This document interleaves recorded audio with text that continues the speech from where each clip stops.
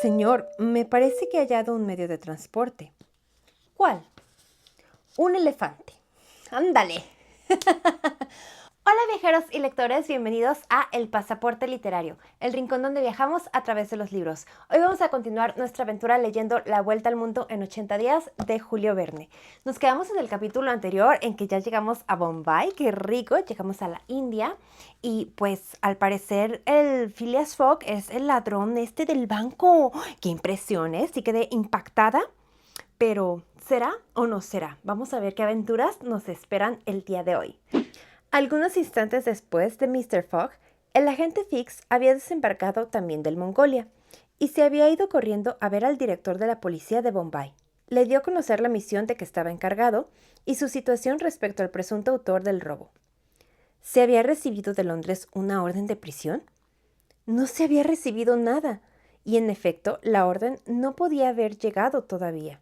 Después de haber comprado algunas camisas y calcetines, Picaporte se dirigía a la estación, cuando al pasar por delante de la admirable pagoda de Malevar Hill, tuvo la desventurada idea de visitarla por dentro.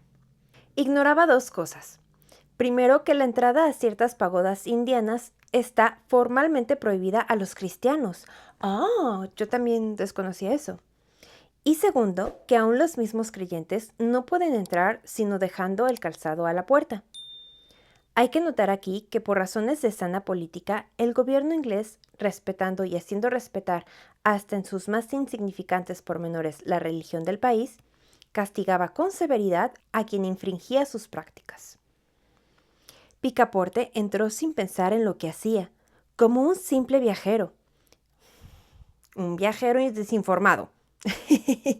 Bueno, igual no lo justifico, pero es que también en aquella época no es como que tuvieras acceso a internet y en el camino te ponías a investigar del lugar. O sea, el pobre no tuvo tiempo para hacer ninguna planeación, ninguna investigación previa. Ya uno actualmente pues no tiene ninguna excusa, pero el pobrecito Picaporte en esa época, híjole. Y admiraba ese deslumbrador oropel de la ornamentación brahmánica, cuando de repente fue derribado sobre las sagradas losas del pavimento. 3 sacerdotes de mirada furiosa se arrojaron sobre él, arrancaron sus zapatos y calcetines y comenzaron a molerle a golpes, prorrumpiendo en salvaje gritería. El francés, vigoroso y ágil, se levantó con viveza. De un puñetazo y de un puntapié, derribó a 2 adversarios muy entorpecidos por su traje talar, y lanzándose fuera de la pagoda con toda la velocidad de sus piernas, dejó muy presto atrás al tercer indio, que había salido en su seguimiento amotinando a la multitud. A las 8 menos 5, algunos minutos antes de marchar el tren, sin sombrero, descalzo y habiendo perdido su paquete de compras, Picaporte llegaba al ferrocarril. ¡Uy, la regañada que le espera! Allí en el andén estaba Fix, que había seguido a Fogg hasta la estación. Comprendiendo que este tunante se iba de Bombay, tomó la inmediata resolución de acompañarle hasta Calcuta, y más lejos si preciso fuese. Picaporte no vio a Fix, que estaba en la sombra, pero Fix oyó la relación de las aventuras que Picaporte estaba haciendo brevemente a su amo. «Espero que no te volverá a suceder», respondió simplemente Phileas Fogg, tomando asiento en uno de los vagones del tren. El pobre mozo, desconcertado y descalzo, siguió a su amo sin pronunciar palabra. Fix iba a subir a otro vagón, cuando lo detuvo una idea que modificó súbitamente su proyecto de partida. «No, me quedo», dijo. «Un delito cometido en territorio indio, ya tengo asegurado a mi hombre». En aquel momento, la locomotora dio un vigoroso silbido y el tren desapareció en la oscuridad. El tren había salido a la hora reglamentaria. Picaporte ocupaba el mismo compartimiento que su amo. Un tercer viajero estaba en el rincón opuesto. Era el brigadier general Sir Francis Cromarty, uno de los compañeros de juego de Mr. Fogg durante la travesía de Suez a Bombay, que iba a reunirse con sus tropas acantonadas cerca de Veranés. Phileas Fogg no había ocultado a Sir Francis Cromarty su proyecto de viaje alrededor del mundo ni las condiciones en que lo verificaba. Hace algunos años, Mr. Fogg hubiera tenido aquí un atraso que probablemente hubiera comprometido su itinerario. ¿Por qué, Sir Francis? Porque el ferrocarril terminaba al pie de estas montañas, que era necesario atravesar en palanquín o a caballo hasta la estación de Kendalaj, situada en la vertiente opuesta. Esa tardanza no hubiera de modo alguno descompuesto el plan de mi programa, respondió Mr. Fogg. No he dejado de prever la eventualidad de ciertos obstáculos. Sin embargo, Mr. Fogg, repuso el brigadier general, estuvo a punto de cargar con muy mal negocio por la aventura de ese mozo. ¡Ay! Metiendo cizaña. El gobierno inglés es muy severo, y con razón, por ese género de delitos, añadió Sir Francis Cromarty. Atiende más que a todo a que se respeten los usos religiosos de los indios, y si hubiesen cogido a vuestro criado... Y bien, cogiéndole Sir Francis, respondió Mr. Fogg, le habrían condenado, y después de sufrir su pena, hubiera vuelto tranquilamente a Europa. No veo por qué ese asunto tendría que perjudicar a su amo. Pues sí, si tú caes, adiós que te vaya bien, o sea, en realidad no te necesito, ¿por qué se lo llevó? Entonces, es oportuno dar a conocer los pensamientos que ocupaban entonces el ánimo de Picaporte.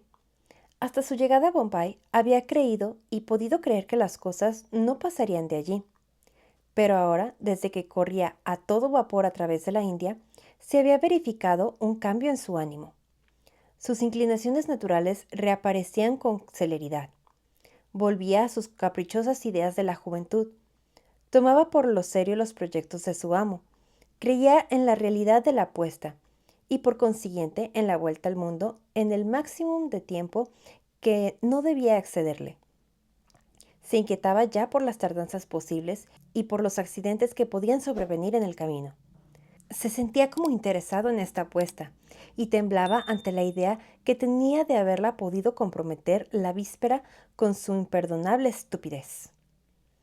Al día siguiente, 22 de octubre, respondiendo a una pregunta de Sir Francis Cromarty, Picaporte, después de consultar su reloj, dijo que eran las 3 de la mañana. Y en efecto, ese famoso reloj, siempre arreglado con el meridiano de Greenwich, que estaba cerca de 70 grados al oeste, debía atrasar, y atrasaba en efecto 4 horas. Sir Francis rectificó, por consiguiente, la hora dada por Picaporte. Trató de hacerle comprender que debía arreglar su reloj por cada nuevo meridiano, y que caminando constantemente hacia el este, es decir, al encuentro del sol, los días eran más cortos tantas veces 4 minutos como grados se recorrían. Todo fue inútil. Hubiese o no comprendido la observación del brigadier general, el obstinado Picaporte no quiso adelantar su reloj, conservando invariablemente la hora de Londres. ¡Ay, no! Se avecinan cosas malas. A las 8 de la mañana y a 15 millas antes de la estación de Bothal, el tren se detuvo en medio de un extenso claro del bosque rodeado de bungalows y de cabañas de obreros. El conductor del tren pasó delante de la línea de vagones diciendo: «Los viajeros se apean aquí». Phileas Fogg miró a Sir Francis Cromarty, quien pareció no comprender nada de esta detención en medio de un bosque de tamarindos y cajoures. ¿Cajoures? ¿Qué es eso?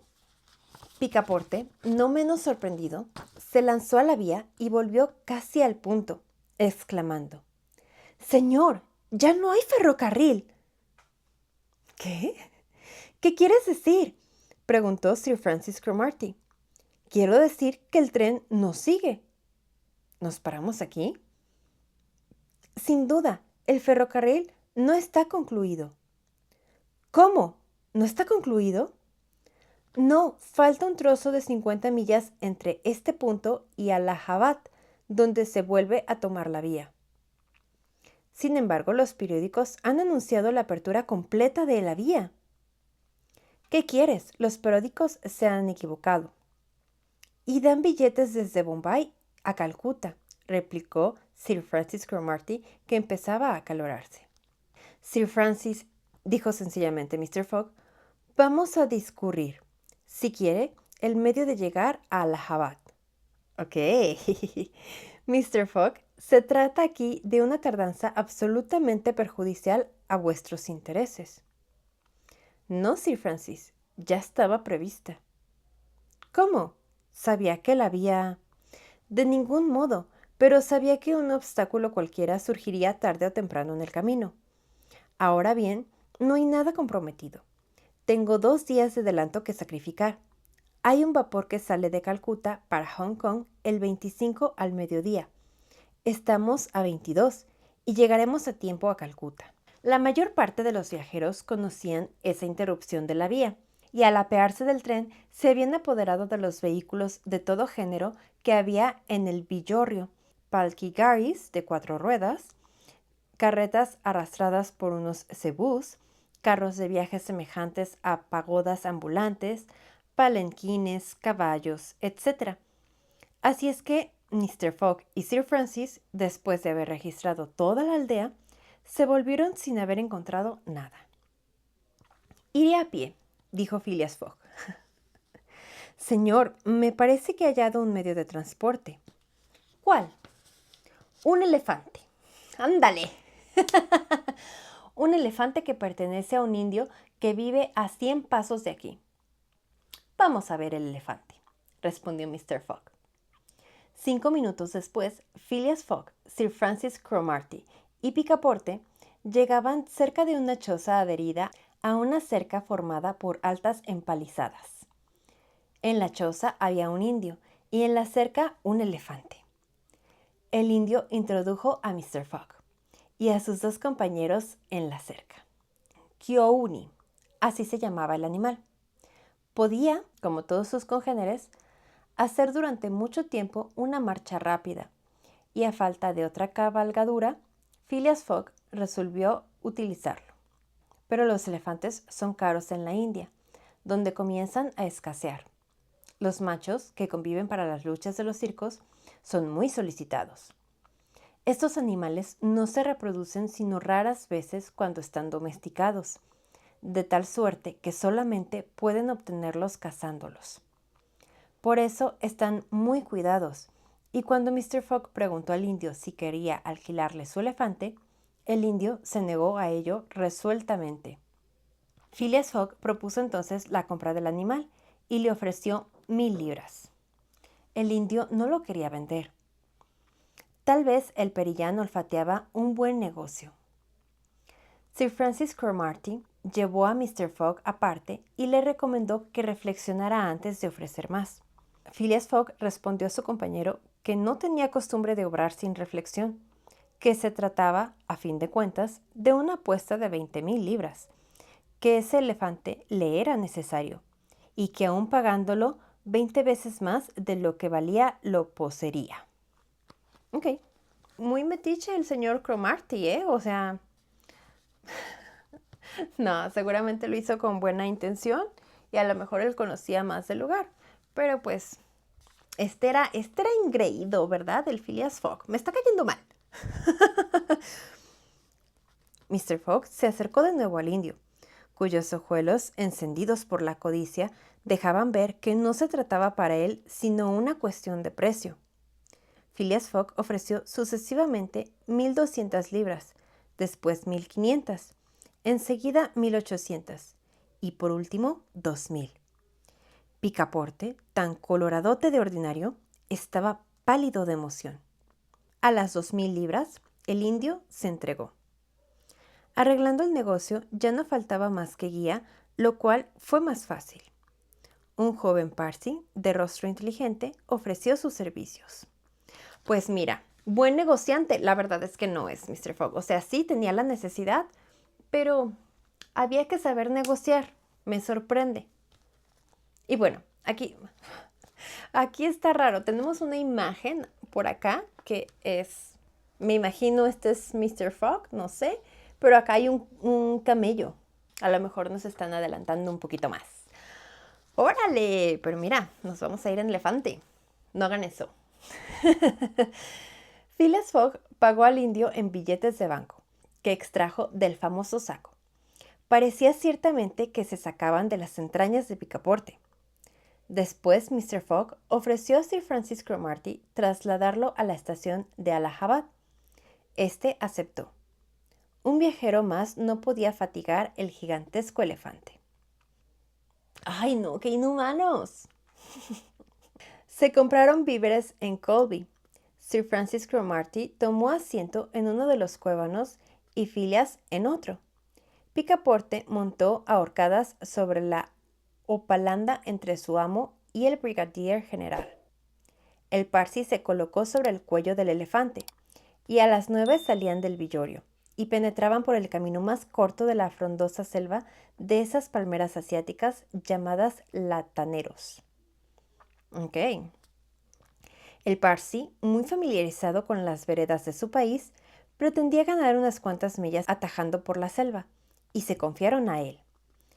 Phileas Fogg y Francis Cromarty, metidos hasta el cuello en sus cuévanos, iban muy traqueteados por el rudo trote del elefante, al que imprimía su conductor una marcha rápida. Pero soportaban la situación con la flema más británica, hablando por otra parte poco y viéndose apenas el uno al otro. ¡Qué incómodo! Después de 2 horas de marcha, el guía detuvo al elefante y le dio 1 hora de descanso. El animal devoró ramas y arbustos después de haber bebido en una charca inmediata. Sir Francis Cromarty no se quejó de esa parada, pues estaba molido. Y aparte era gratis. Mr. Fogg parecía estar tan listo como si acabara de salir de su cama. A las 12 dio el guía la señal de marcha. Se vieron pocos animales durante esta jornada, apenas algunos monos que huían haciendo 1000 cortizones y muecas que divertían mucho a Picaporte. A las 8 de la noche ya quedaba traspuesta la principal cadena de los Binjayas, y los viajeros hicieron alto al pie de la falda septentrional en un bungalow ruinoso. La distancia recorrida durante la jornada era de 25 millas y restaba otro tanto de camino para llegar a la estación de Allahabad. La noche era fría. El Parsi encendió dentro del bungalow una hoguera de ramas secas, cuyo calor fue muy apreciado. La cena se compuso con las provisiones compradas en Colby. Los viajeros comieron como gente rendida y cansada. La conversación, que empezó con algunas frases entrecortadas, se terminó con sonoros ronquidos.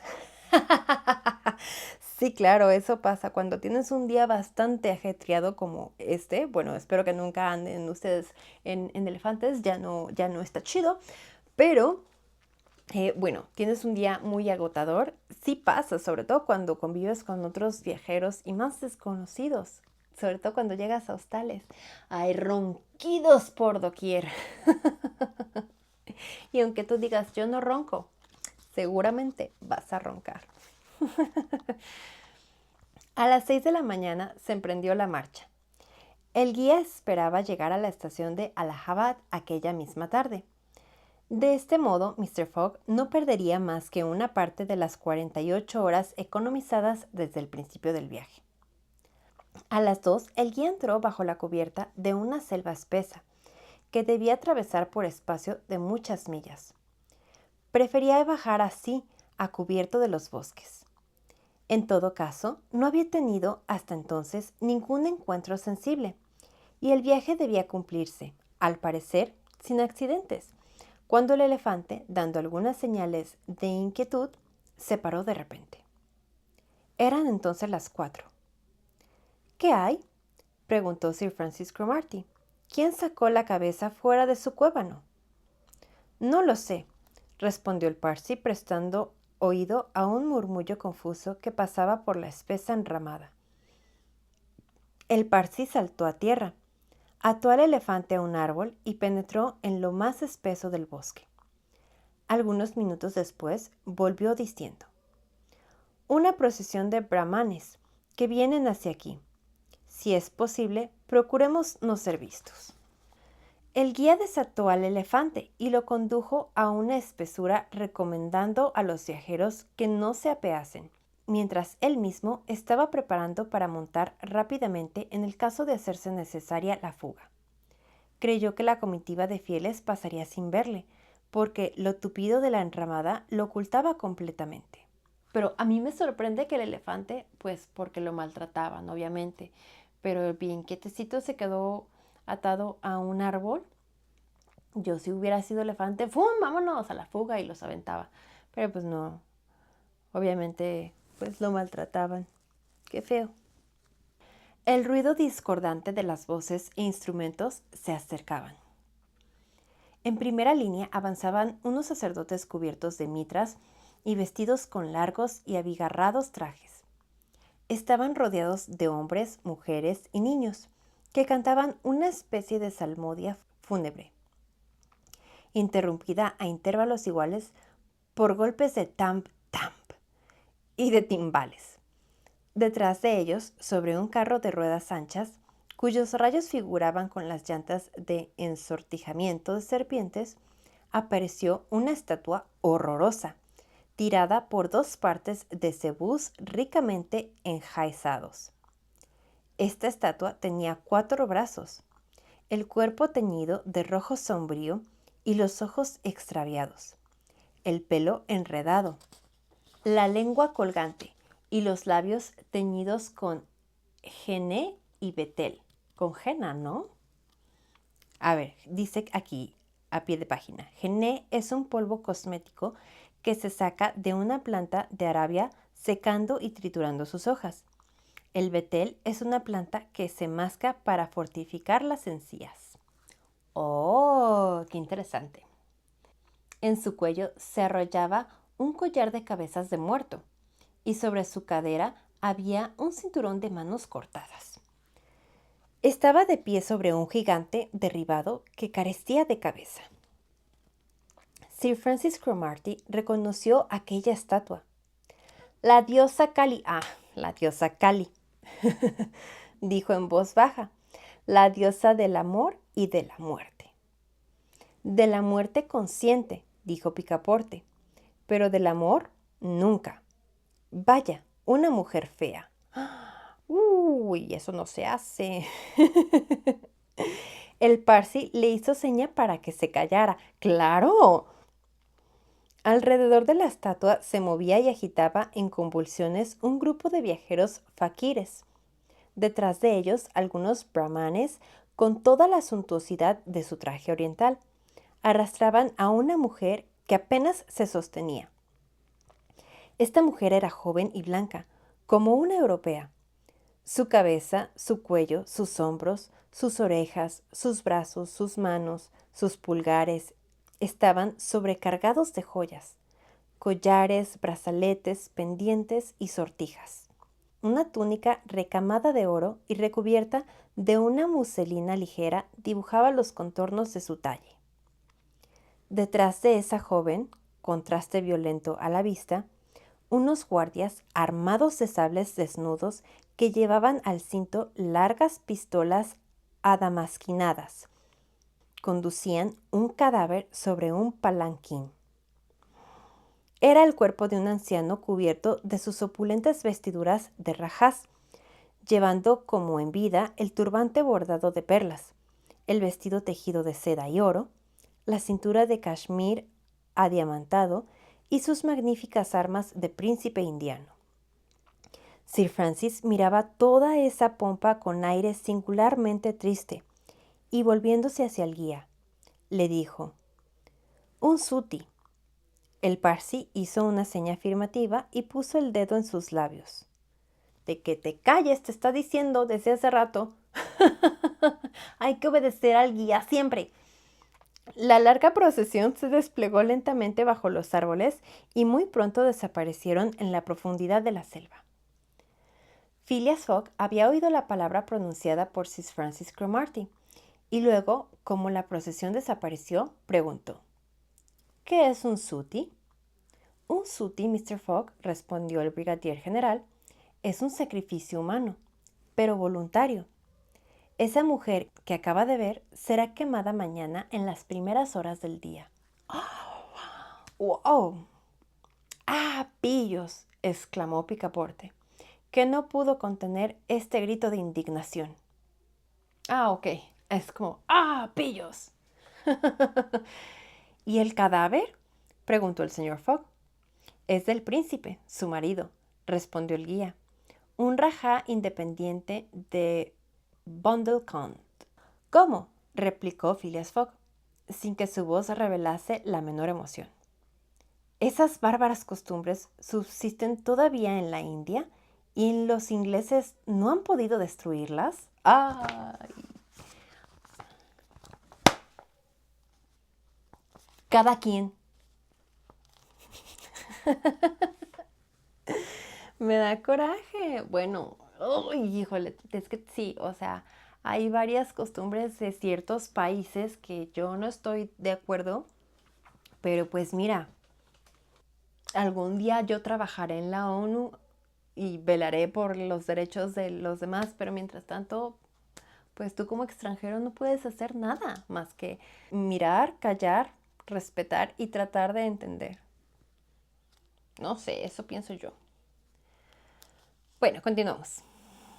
En la mayor parte de la India, respondió Sir Francis Cromarty. Esos sacrificios no se cumplen ya, pero no tenemos ninguna influencia sobre esas comarcas salvajes, y especialmente sobre ese territorio de Bundelkund. Toda la falda septentrional de los Vindhyas es el teatro de las muertes y saqueos incesantes. Desgraciada, decía Picaporte, quemada viva.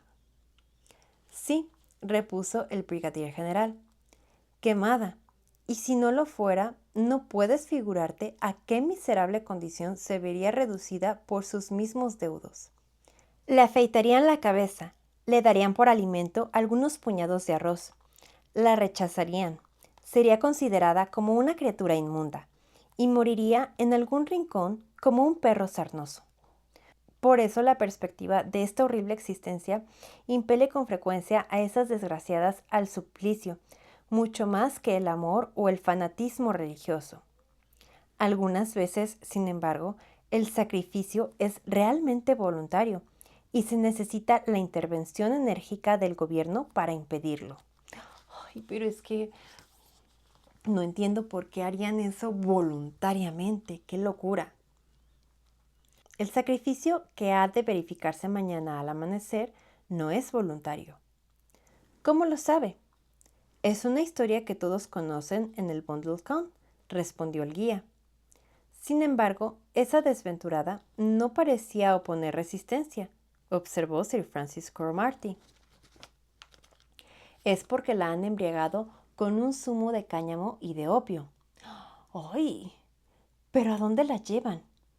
A la pagoda de Pillaji, a 2 millas de aquí. Allí pasará la noche aguardando la hora del sacrificio. ¿Y ese sacrificio se verificará? Mañana, con los primeros albores del día.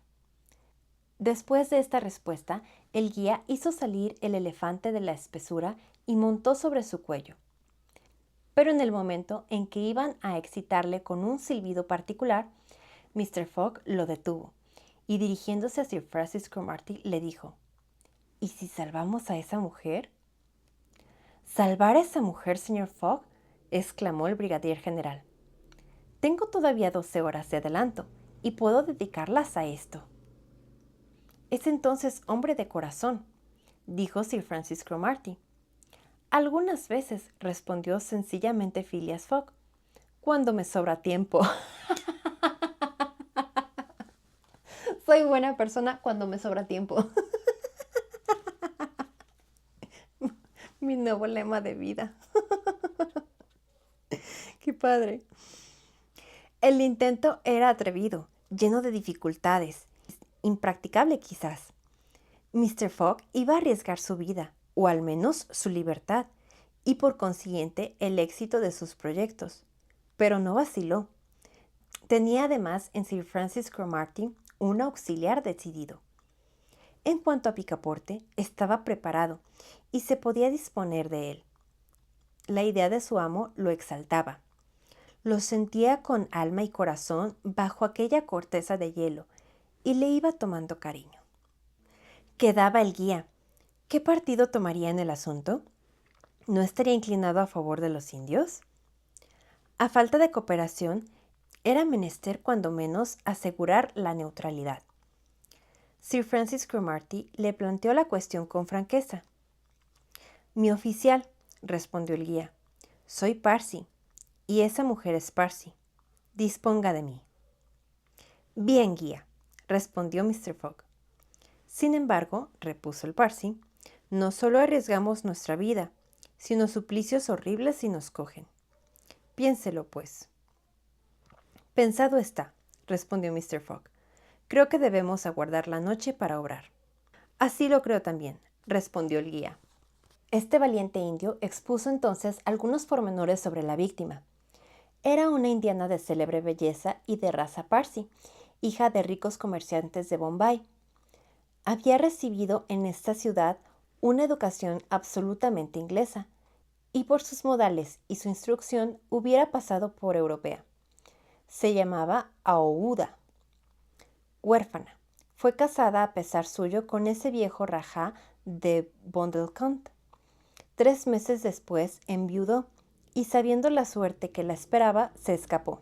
Fue cogida en su fuga y los parientes del rajá, que tenían intereses en su muerte, la condenaron a este suplicio, del cual era difícil que escapara. Esta relación tenía que arraigar en Mr. Fogg y sus compañeros su generosa resolución. Se decidió que el guía conduciría al elefante hacia la padoja de pillaji, a la cual debía acercarse todo lo posible. El Parsi, guiando a Mr. Fogg, a Sir Francis Cromarty y a Picaporte, se adelantó sin hacer ruido a través del bosque. Después de arrastrarse durante 10 minutos por las matas, llegaron al borde de un riachuelo, y allí, a la luz de las antorchas de hierro impregnadas de resina, vieron un montón de leña apiñada. Era una hoguera formada con sándalo precioso y bañada con aceite perfumado. En su parte posterior descansaba el cuerpo embalsamado del rajá, que debía arder al mismo tiempo que la viuda. A 100 pasos de esta hoguera se elevaba la pagoda, cuyos minaretes penetraban en la sombra por encima de los árboles. «Vengan», dijo el guía en voz baja. Mr. Fogg, Sir Francis y Picaporte lo siguieron. Dieron una vuelta bastante larga a fin de llevar a la pagoda por atrás. A las 12:30 de la noche llegaron al pie de los muros, sin haber hallado a nadie. Pero no bastaba haber llegado al pie de las murallas, sino era preciso practicar un boquete, y para esta operación Phileas Fogg y sus compañeros no tenían otra cosa más que navajas. Por fortuna, las paredes del templo se componían de una mezcla de ladrillos y de madera que no era difícil de perforar. Una vez quitando el primer ladrillo, los otros seguirían con facilidad. Se pusieron a trabajar haciendo el menor ruido posible. El trabajo adelantaba cuando se oyó un grito dentro del templo, y casi al punto respondieron desde fuera otros gritos.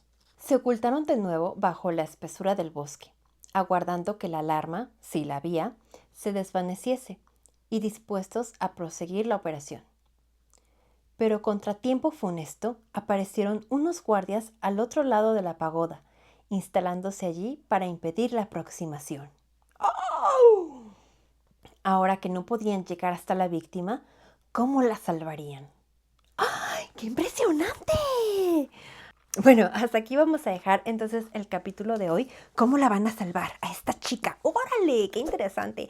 Pues amigos, qué padre episodio tuvimos hoy, ¿no? Estuvimos viajando por la India.